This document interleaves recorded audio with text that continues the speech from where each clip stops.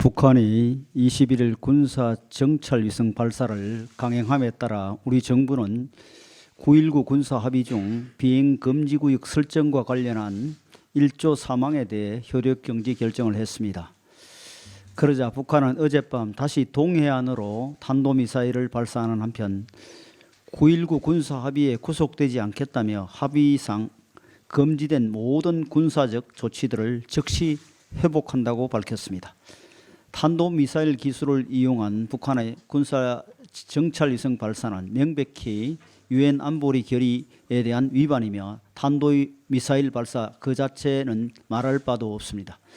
정찰 위성 발사에 따른 국제사회의 비판에 눈 깜짝하지 않고 연달아 탄도미사일을 발사한 것으로 또 모자라 9.19 군사합의 파기까지 선언한 것은 그간 유엔 안보리 결의와 9.19 군사 합의를 수차례 위반했던 것과 마찬가지로 앞으로도 무력 도발 등 안보 위협을 멈추지 않겠다는 선언입니다.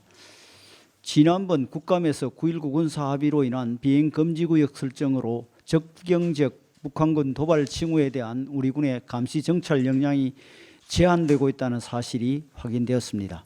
따라서 군사 분계선 일대에서 공중 감시 정찰 활동 재개는 한반도의 안보와 국민의 안전을 지키기 위해 진즉 이루어져야 했던 조치였습니다.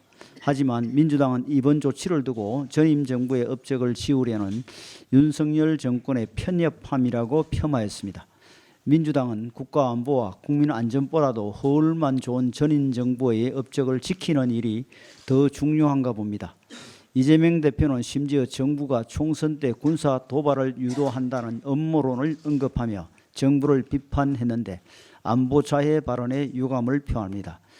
북한은 9.19 군사 합의를 맺은 이후에도 궁극적인 목표였던 핵미사일과 탄도미사일 능력을 확보하기 위한 노력을 단 한 번도 멈춘 적이 없습니다. 그리고 목표 달성을 코앞에 둔 북한은 앞으로도 탄도미사일을 비롯해 정찰 위성, SLBM 기술을 계속 실험하며 핵무력을 발전시켜 나갈 것입니다.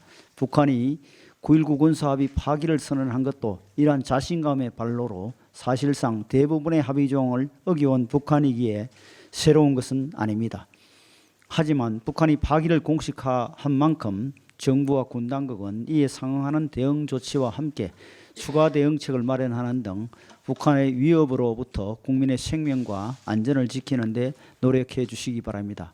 아울러 민주당 또한 정치적 이익에 매몰되어 방위 역량을 저해하고 국론을 분열시키는 안보 자해 행위를 멈춰 주시기 바랍니다.